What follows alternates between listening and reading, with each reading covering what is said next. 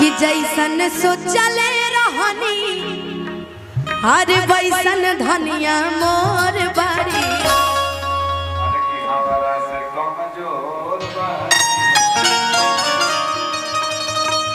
कि थोड़े छर हर पातर मोट थोड़े थोड़ बड़ी कि सावरना गोर बड़ी तारो लिए बात तू सुंदर लगा कि जैसन सोचले रहनी वैसन धनिया मोर बाड़ी कि जैसन सोचले रहनी वैसन धनिया मोर बाड़ी सावरना गोर बाड़ी हो थोड़े छर हर पातर मोट थोड़े थोड़ बाड़ी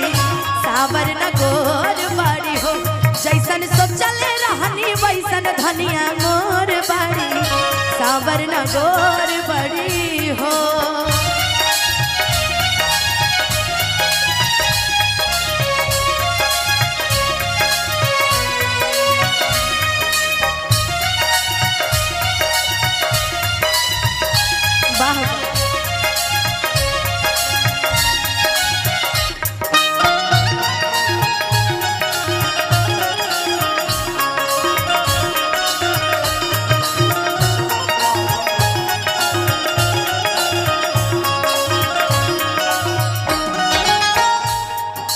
लड़की कहती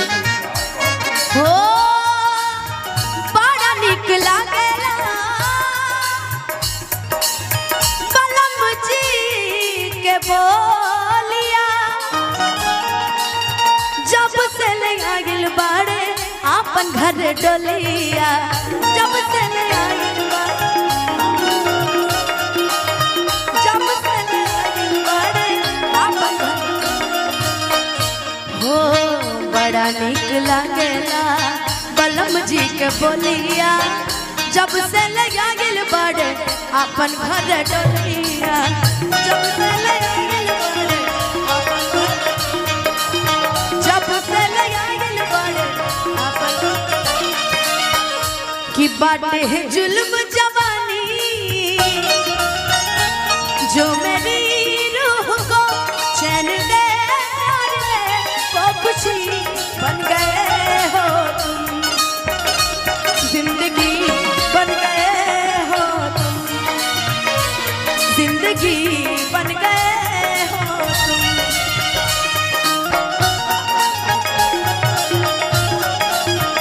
सावर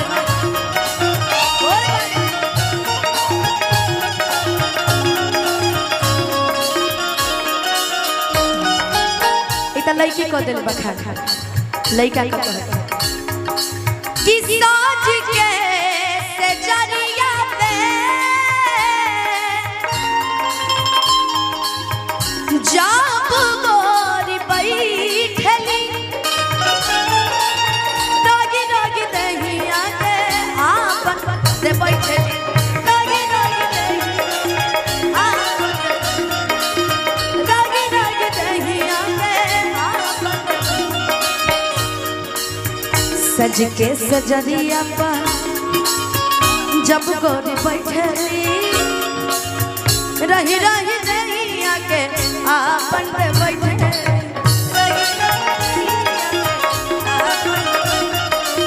रही रही दहिया के कि बन के हमारा जिंदगी कि बन के हमारा जिंदगी में आइले जोर बाड़ी सावर न गोर बाड़ी हो जैसन सोचल रहनी वैसन धनिया गोर बाड़ी सावर न गोर। लेकिन आज के माहौल में जनक बहन के बियाह हुआ वो तो खाली एक गाना गावत हो कब वैबा हो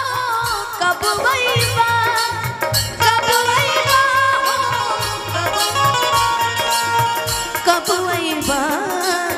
बहुत बीत गईल सगरी बयान ए राजा जी कब वैबा बीत गईल सगरी बयान ए राजा जी कब कि जैसन चाहले रहनी वैसन धनिया रमा गया भैया थोड़े छर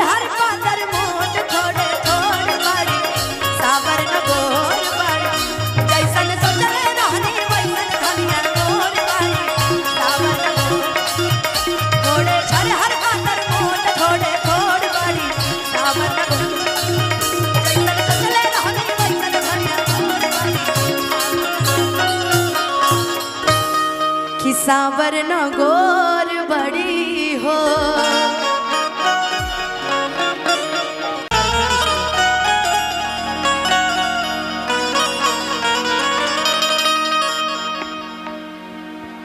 कि माँ की ज्योति से नूर मिलता है, कि माँ की ज्योति से नूर मिलता है,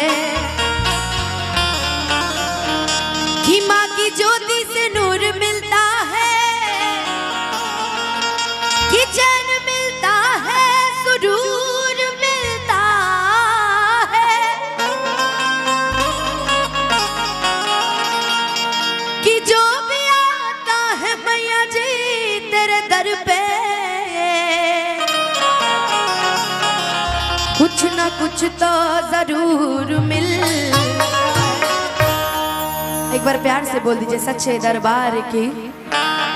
बोलिए दुर्गा मैया की। अब बाकी सोचा था नहीं कि आज शुरुआत मामा, आज की शुरुआत सहरा से कर जाओ। हाँ, हाफ नोट नीचे कर दी भैया, हाफ नोट नीचे कर दी। सहरा से ऐसे कैसे किया झमनी के विवाह में, हाँ शुभ विवाह। अब लड़की लड़का के तो नाम नहीं पता, दीपक भैया बतैले ना बड़े, बाकी कहले बड़े कि पारिवारिक कार्यक्रम है, तब परिवार है तो दीदी जी चाहिए हुई है। आई हो कि शहनाइयों की सदा कह रही है, खुशी की मुबारक घड़ी आ गई है, सजी सुर्ख जोड़े में चाँद सी दुल्हन, ज़मीं पे फलक से परी आ गई है। और अगर हमारा आवाज जिया और रिया सुनत हो कि हम तो हम चाहब कि तनी मंच पे आ जाए दोनों सखी लोग।